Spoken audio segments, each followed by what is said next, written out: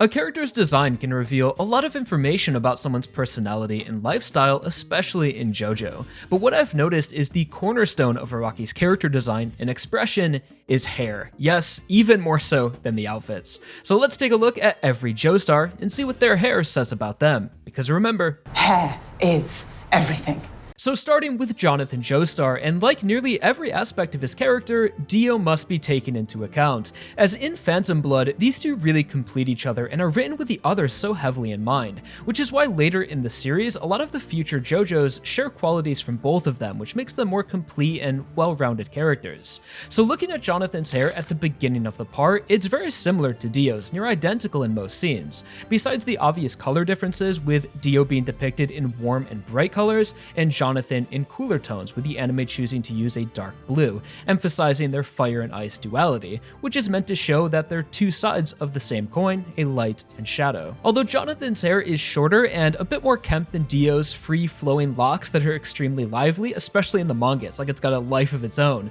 which expresses their differences, as Jonathan has lived a sheltered upper-class lifestyle that puts an emphasis on appearances and manners, while Dio has fought for survival nearly his entire life, where nothing comes easy and is more rough around the edges. Although later in life, Jonathan's hair changes to look more like Dio's from the beginning of the part, as after Jonathan loses his father and ancestral home, he has now experienced the pain, sorrow, and resentment felt by younger Dio, and has left a part of him within Jonathan. Meanwhile, Dio's hair, after throwing away his humanity, becomes deranged, almost resembling horns to emphasize his vampiric transformation and godlike ego.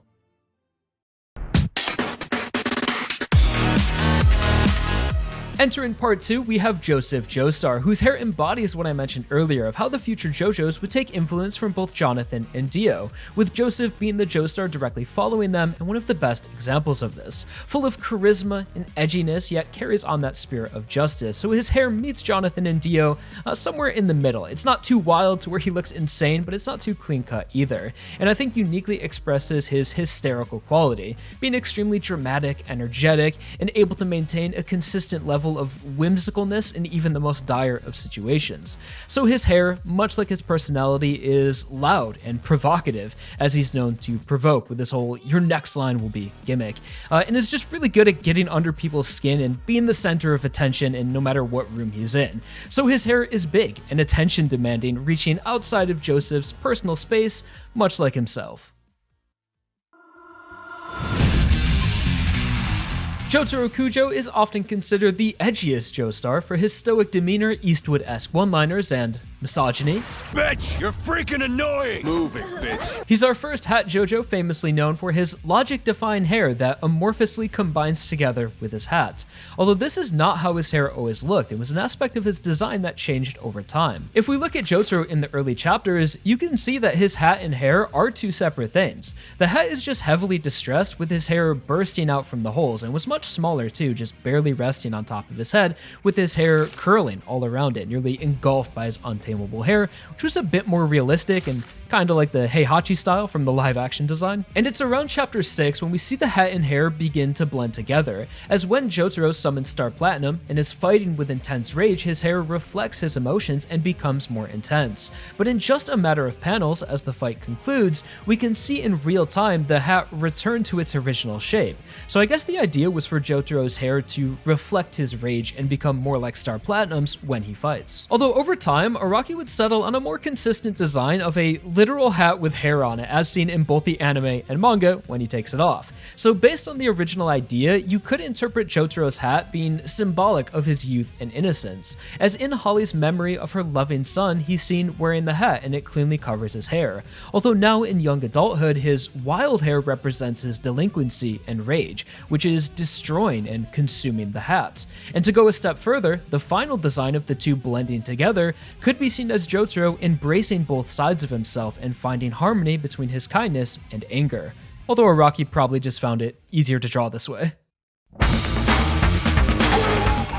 Josuke Higashikata has what I'd consider the most iconic hair in JoJo, the pompadour, and unlike the others, actually has an in-world explanation and kind of plotline as to why the character chooses this style. As when baby Josuke was suffering from his stand virus and stuck in the snow on the way to the hospital, a lone delinquent was there to help push their car, and Josuke, looking back at the boy in the rearview mirror, never forgot what his hero looked like, and when he grew up, copied his hairstyle because he admired him so much, and thought of him as an example of how to live life, always helping others. And since this occurred when Josuke was being affected by Dio, who was essentially forcing his stand out of him before he was ready, I like to think that it was this moment which eventually resulted in Crazy Diamond. As Josuke was so inspired by those who help others, he wanted the power to do the same. So although this hairstyle would have been wildly out of fashion in the year 1999, Josuke refuses to change it and is even mocked by Rohan for his out-of-date hairdo, which throws him into a blind rage anytime someone disrespects his hair, as disrespect to the hair is disrespect to the boy who saved him.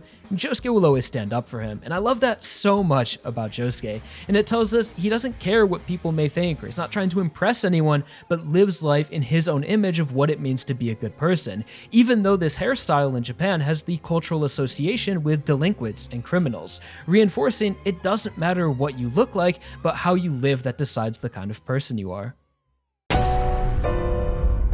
Giorno Giovanna and his hair marks a turning point for Araki's art style, where the series up until this point could easily be described as fashionable and stylish. Part 5 entered the realm of extravagance and high fashion, as reflected in Giorno's design. Whereas previous JoJo's outfits were based on modified uniforms or utility, Giorno's a straight-up fashion icon whose hairstyle is heavily inspired by a look featured in fashion designer Thierry Mugler's 1993 collection on the model Karen Mulder, where we can see the iconic donut-shaped curled bangs and braided in the back. Although Giorno's hair was not always this fashionable, as for most of his youth he had straight black hair, and it wasn't until after he awakened Gold Experience his hair would change color and he chose to style it in a more intentional way. So the dramatic change of hair is not just symbolic, it physically is the character awakening his connection to Dio, and being father and son, Giorno and Dio share many similarities, but sticking to hair, Giorno takes on Dio's golden color, and his high fashion styling that would take time and effort represents Giorno's intentionality and ambition,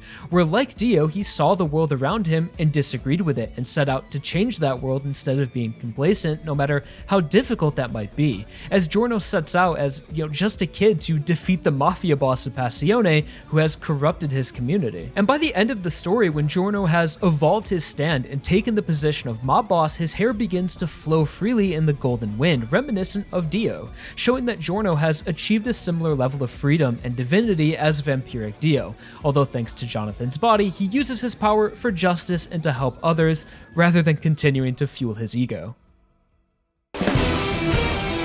Next, we have Jolyne Kujo, our first female JoJo, easily recognized by her space buns and two-tone hair color. Being created in the late 90s, she definitely takes influence from other manga heroines of the time, having the Odengo hairstyle, which is when the hair is shaped into buns and commonly decorated with ribbons or a cloth, a popular style in Japanese manga and Chinese character designs originally based on the Chinese oxhorn style, but as it became more popular, it turned into more of a modern look and would be depicted in less traditional ways and in fictional settings like Sailor Moon. Jolyne's Odengo style was much more predominant in the early chapters of Stone Ocean, but as the part continued in typical Araki style, her design would evolve into something more unique, and Jolyne's buns just kept getting bigger and bigger over time until they eventually looked like Mickey Mouse ears by the end of the part. As for the rest of her styling, the braids wrapped around her buns could be seen to symbolize handcuffs, considering the part's setting of a prison, and that Jolyne is one of the most apparent examples of a Joestar who is chained to their fate, literally chained up and imprisoned as a result of a conspiracy to take out her father Jotaro, set up by Pucci,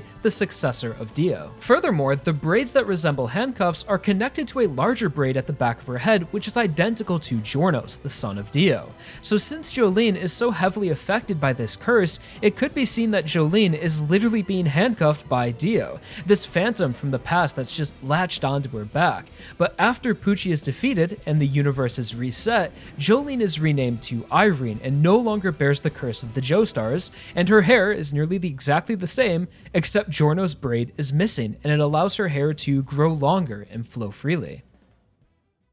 Entering the alternate universe, we have Johnny Joestar, a recreated version of Jonathan in our second Hat JoJo, who wears a knit cap decorated with stars and horse motifs with long hair curling outwards around the hat, often colored as dirty blonde. So considering the hat is covering most of Johnny's head, we can't discern that much information from the hairstyle alone, but the hat does reveal quite a bit about the character, who in his youth was a prodigy horse racer and due to his talents lived a very pampered lifestyle, making girls, money, and status his baseline. Although one day Johnny would cut in line at the theater, taking the spot of a boy who was much less fortunate than him and had been waiting out all night. But Johnny doesn't care, yelling at the boy and pays off security to throw him out of line. And so distraught by this ordeal and the unfairness of life, the boy shoots Johnny in the back, leaving him paralyzed from the waist down and is abandoned by everyone during his recovery, leaving Johnny in what he calls the negative and joins the steel ball run race in the hopes to reach zero, which would be a life better than what he has now. So Johnny is punished when we first meet him, and this is reflected in the rips and tears of his hat, which is a symbol of the Joestar family and his prestigious horse racing days,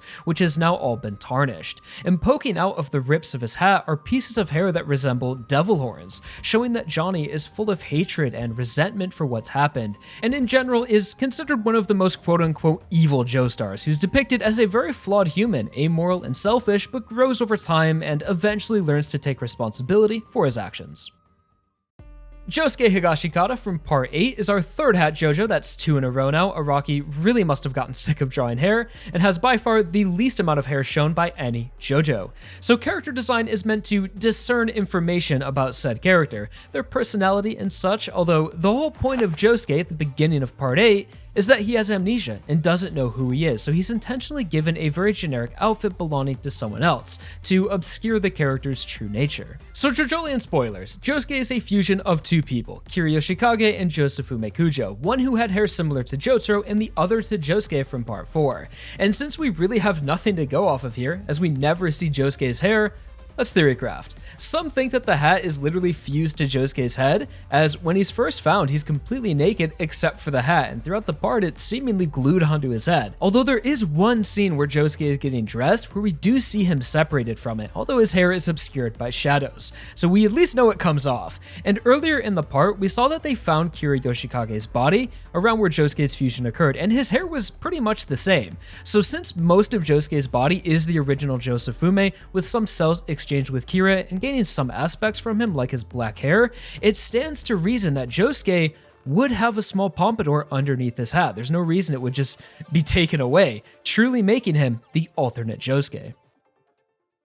And lastly, we have the latest addition to the Joestar family, who's still relatively new, but I think we have a good idea of the characters so far, and that is Jodio Joestar, the alternate universe recreation of Giorno Giovanna, whose hair is comprised of 3 distinct flaps that cover most of his face and are what you could imagine Giorno's hair would look like if he uncurled his bangs. Jodio's accessories consist of a J earring on his left ear, as well as a braid on his right flap held together with a star clip, so when looking at the character and reading the accessories from right to left, you get Joestar. And again, similar to Giorno, Jodio also has a portion of his hair braided, although unlike Giorno and Jolyne, who have their braid behind them, Jodio wears it forward, and we've noticed in the previous characters that the braid is a sort of representation of Dio himself. Jolyne loses hers when she's freed from the curse, and Giorno, when achieving godlike power, unleashes the braid and embraces a part of Dio's spirit. So Jodio, given the name and his actions, clearly has some Dio energy in him, although he's not cursed or the son of a vampire, at least that we know of,